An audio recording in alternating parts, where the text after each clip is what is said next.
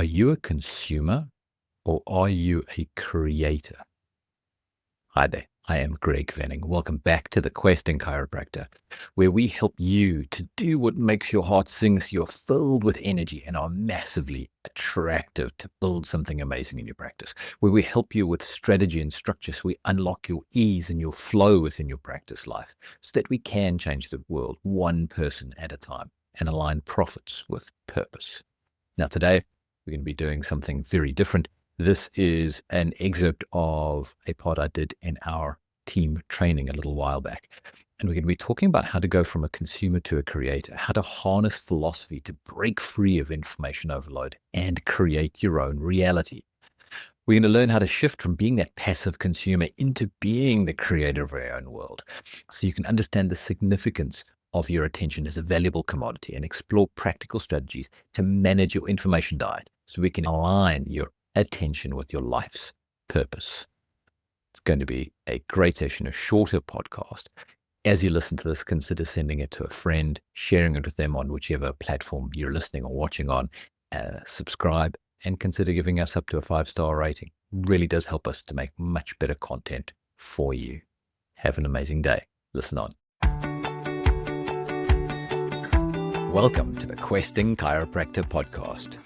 We help you grow as visionary, vital, and capable chiropractors who are always on. We do things differently as we help to elegantly awaken your innate wisdom within.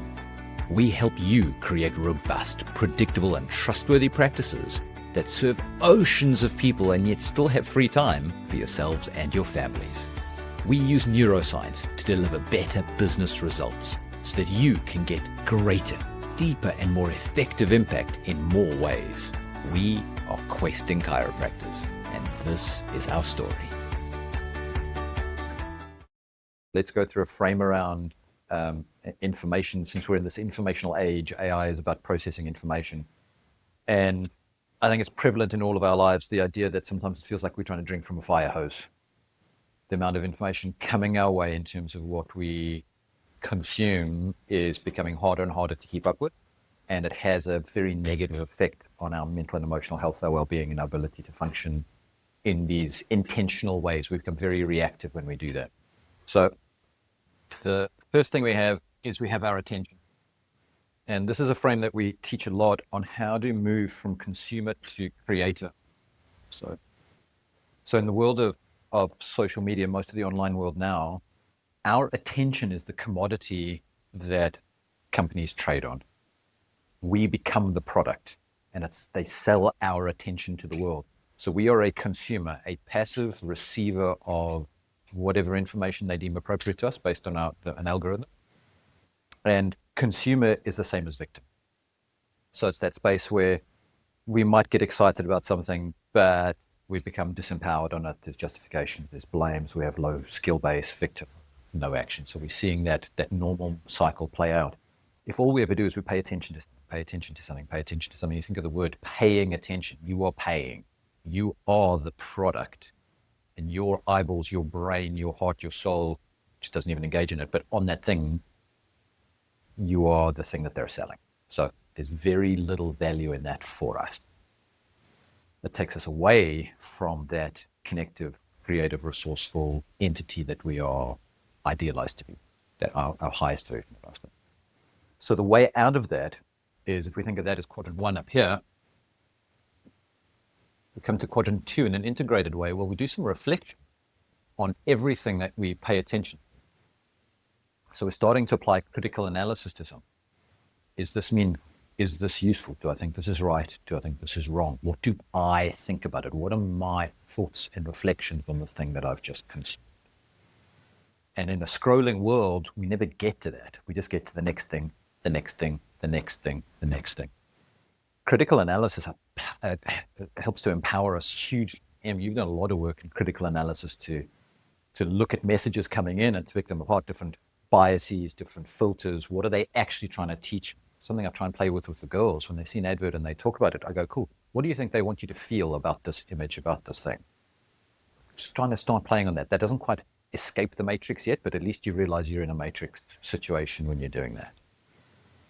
And so there's a pause between the scroll. And so doom scrolling is when we're not. And what happens is you're just getting all these unwanted, undigested slogans and terms coming in and forming this mongrel philosophy in our brain that we don't actually ever consciously, rationally define. And we'll do the philosophy statement in a second, where it becomes a ball and chain in place of wings that we're supposed to have. So if we've done attention and we apply some reflection, the next one would be some implementation. How am I going to use this? How am I going to make this real in my life if it's useful? Or if it's not useful, how am I going to stop seeing more of it? So there's some kind of implementation based on the critical analysis and reflection that we've done. Now you can see we're starting to work our way into the world and become more of our own agent, and agency starts to develop within us if we're paying attention to things, thinking about it for ourselves, and then taking some implementation, taking some early action on it. And if we're doing that and we're thinking for ourselves and we're observing our own life really, really well, or not even really well, to any degree, then what you'll do is you'll get results and you can have some kind of report on the results. So go quadrant 3, quadrant 4, there's a report on the results. It worked, it didn't work, I found it useful, I didn't find it useful, it was good, it was bad. We've listened to or watched something, we've figured out whether it's right or wrong from us. We've decided whether we're going to do more of it, less of it, change it, tune it, tweak it, refine it, improve it in our own lives. We've taken something from this usually digital space into a reality space, into real life analog space. And we've got some results. Useful, not useful, doesn't matter. But what we can do then is we can then pay attention to that, and we can do that for ourselves again, instead of just getting stuck in this attention. So that then turns us into a creator. We have now done a creative act in our own life. And we have taken agency. It's inside out. Where if all we do is stay here, it's outside in. And even if you cross over here, you're still doing outside in if you don't actually take any action. Okay, so consumer, victim to creator. Creators of our own reality, creators of our own life. So one last thing on attention is, if we want to have results in life, results depend on what we do with the time that's given and allotted to us. We often get told that time is money, time is the thing we trade, it's the commodity that's non-renewable, and there's a certain amount of usefulness in that. But the thing is, the amount of value we get from any unit of time is driven by the energy we put into it. At the time. You've had those moments where you have a high energetic state and you get more done in a couple of hours than you could do in a couple of weeks in other time. And you've also had those times where you end a day, 2 days, 3 days, and you go, what the hell did I accomplish then? I didn't even entertain myself. I didn't feel good. It's just drifted. So time is actually not a fixed thing. It's actually quite a variable commodity in our being. And it's our energetic state that we take that determines how well we use that time. And it doesn't always have to be productive in terms of I got something done, and I could just be productive for what made my heart sing. Do I feel great about what just happened? So time actually relies on energy. So energy relies on attention. Where our attention goes, our energy flows. It is the same. So that's the next step up. So if we are more intentional about our attention, we will enjoy better energetic states, and we can then have productive time. And again, productive is not just left brain ticking box. Make my heart sing what is most valuable for me in my life. So the last bit of this is coming to an equation, and test our not even maths literacy, just the concept of equation. So attention equals 1 over information. There you go, Emmy has it. So attention equals 1 over information. So what that means is, the more information you have, the less attention. If we want more attentional space, we need to take the denominator down, because information consumes attention. The more information you have, the more it's consumed your attention. And I don't think it's strictly true, but reasonably, let's say you have a reasonable fixed amount of attention in a day. I think we can expand and contract that, but let's say it's a fixed amount that we have on a day. The more information you put in, the more it consumes. So we become very intentional about where we place our attention. And that intention is based on what are we dreaming over in the future that's most useful and make our hearts sing and light us up. So when we talk about purpose, purpose isn't just a poster on the wall. Purpose is the driver of our growth, spiritually, physically, personally, as an enterprise. So anytime you're giving your attention, trying to think of, does this relate to a deeper purpose? Is this moving me towards those ends? Escapism is completely fine as well at some point. Every moment of our life has to be driven on this. But we can also think of, is that escapism useful, is it not useful? So I'm going to skip forward a little bit to this idea of philosophy. So this is the quote by Ayn Rand, and we think of when this attention goes in and it's not really well digested, the slogan comes out, because our intention is this philosophy that she talked about. So she says, a philosophic system is an integrated view of existence. Integrated view of existence. Not a slogan, it's not something that we just heard from someone else, it's something we've deeply reflected on and integrated and created some implementation. That's what a philosophy is. As a human being, you're a human being, there's a beingness in it. You have no choice about the fact that you need a philosophy. We all have a philosophy. You have no choice about that. We take that as a priori assumption that is true in my experience. Your only choice is whether you define your philosophy yourself by a conscious, rational, disciplined process of thought and scrupulously logical deliberation. So that's this quadrant 2 coming in, right? So it's the 1 and 2 putting together. That's why it's that missing link. That's why there's a white space in the middle of it. There's something magical that comes when you put those two together. Or you let your subconscious accumulate a junk heap of unwarranted conclusions. So unwarranted conclusion. These things people have said, but they're unwarranted. The conclusion they feed us isn't really substantive. False generalization. This group of people is always like this. These people always do this. You are like this. You always do that. I am this. I always do this. Those are false generalization. Undefined contradiction. Undefined contradiction, the healthcare system is an undefined contradiction. It's not a healthcare system, it's a sick care system. Or a disease management system. There's nothing wrong with that. We can be amazing. There can be an amazing disease management system as long as it's well labeled. Yeah? Life insurance isn't life insurance, it's death insurance. So these are just very shallow, these are very superficial, undefined contradictions. And if you want to really go into how that gets weaponized against us, read 1984. George Orwell goes really well into how that gets weaponized. And when you start reading that and you look at the world now, you see it so many times.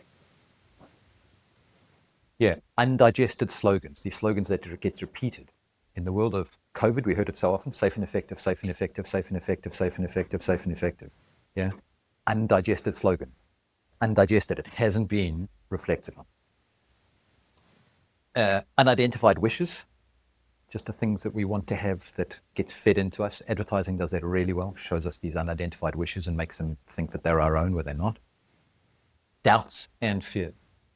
They're thrown together by chance, but integrated by your subconscious into a kind of mongrel philosophy infused into a single solid weight, self-doubt, yeah? Limiting belief. That's that single solid weight that it comes into, is limiting belief. And it's like a ball and chain in place where your mind's wings should have grown. This is why we spend so much time talking about our philosophy, our statement of purpose, our value. Because that's the first part of the missing. And that's why we're open to careful, critical analysis of what we sometimes say in the practice and don't say. And critical analysis, not being we're critical of the person, we're just critiquing the ideas that come through so we can make sure that we're not taking false conclusions, undigested contradictions, undigested slogans, unidentified wishes, and we're not just putting ball and chain where we should have wing. One of my favorite quotes, it's big, it's wordy, but it reaches deep into something really powerful and meaningful. And so this is a beautiful process. And that's a nice simple way to remember. Because it's this attention we have that allows us to critically analyze our own thoughts and feelings the most. Like we are the easiest people to fool ourselves. Never mind fooling other people. We are the easiest people to fool for ourselves. And so this requires a little bit of work. It's not the easiest thing in the world. Yeah, but you choose your hard. You either do this hard here, or we live a life of regret on the other side, which is even harder. And the ability to do this is a frontal cortex thing, to really kind of get into the, takes a lot of executive function. And so what we found, again, if you use something like COVID as an example, is lots of fear was generated. And fear shuts down the frontal cortex. It puts us into a more reptilian brain, which is all about following the herd, listening to authority, because that's generally how you would survive. If in a survival, life or death situation, it is useful to band together, figure out who's going to help us through it, and lead from that. But when we get broken down in fear, when it's unwarranted, it takes us out of clinical thinking. Not clinical thinking, curious investigation, which then it gives us clinical thinking. Because this is a sovereign system. Remember we said collective individuality? These individuals arising, each of us doing this for ourselves. Well, we can disagree with each other on some of these things. But it's my integrated view of existence. It's not my truth. It's my integrated view of existence. I don't hold it to be objectively true. That is a very radical statement to make. But it's my integrated view of existence. In my experience of life, this is what happens. And I'm happy to refine that as I have different. And so as a practice, that's why we refine these things all the time, keep coming back to them. Because when we do them, these wings start going. Like one of the lines I love from our statement of purpose is bubbling laughter ripples through our warm and harmonious chiropractic. And the amount of times in the practice I can just go quiet and I hear bubbling laughter coming from somewhere. It's just amazing. Because that's a philosophy that we've derived that means that this is our metric of success. Bubbling laughter. And so every time we hear it, yay! That reality that we defined is coming true. Okay. Try and, out of all of that, keep this as a frame of mind. Attention equals 1 over information. And so whatever we want to achieve in our lives, whatever we want to bring forth in our lives, whatever we want to move towards in our lives, requires the judicious use of our attention. And I don't think it's fixed. I think it can be massively expanded. When we're focusing on high values, our attention space can massively expand. We can do more than we think we can. And when we're focusing on low values, that seems to shrink. In a world of lots of information, shrinking attention span doesn't seem like a useful thing. But what you do is you call this a low information diet. How do we go on a low information diet? Well, you take out all points of information that don't serve you. I heard a fascinating thing. There was a guy who was interviewing a CNN reporter. And the guy interviewing him has openly on his podcast called CNN, the Crisis News Network. He tells everybody not to watch it. So he had one of the CNN presenters on. And he said, why don't you guys do more good news? And the guy said, listen, I hear you. Here's an example. So he did a segment with, was it with Wolf Blitz or one of the other main people? And they did this whole segment once a week where they talk about what they disagree about. And because it's a disagreement and two kind of reasonably thoughtful people, it had quite high ratings. And they sometimes got quite heated with it in a respectful way, but they got quite worked up about it. And what they decided to do for a couple of weeks was they decided at the end to talk about something they agreed on. And after doing it for a couple of weeks, the ratings people came back to them. In the US, they got the Nielsen rating. No, I get that. When you guys start agreeing, our ratings plummet. And what happens then is the people who are on the next segment are coming into a low rating segment. That hurts their show. That hurts their advertising dollars.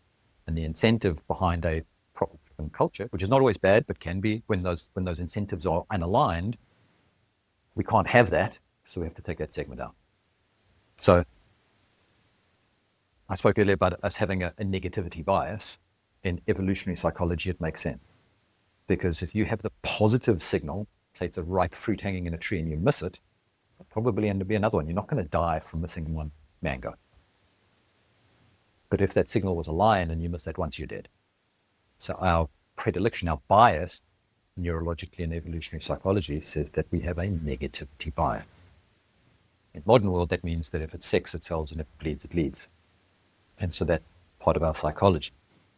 And unless we do this, we will be a slave to that negativity bias. rather than an observer of it and finding out whether it's useful or not in any circumstance. Going, oh, that's coming up. Is it useful? No, it's not a lion. It's a kitty cat. We're okay. Even though my nervous system is screaming lion for a moment, I just realize it's a purring little kitty cat. The frame that I think about is we keep trying to reach for the angelic and we disregard the animalistic. And the more we disown this to try and reach for this, it's a disintegrated view on existence. But if we integrate the animal with the angel, then we're far more empowered. That idea of the false duality coming in again. But if we embrace the animalistic and then reach for the angelic, or see the angelic within the animalistic and the animalistic within the angelic, then we're far more empowered in that space. Which is what we get in chiropractic, where we have these two thoughts of like mechanistic or vitalistic. Well, they're not two. Because if you're actually integrated in a vitalistic view, you own the mechanistic part of it as well. It's an integrated view of existence. It's not a dichotomy.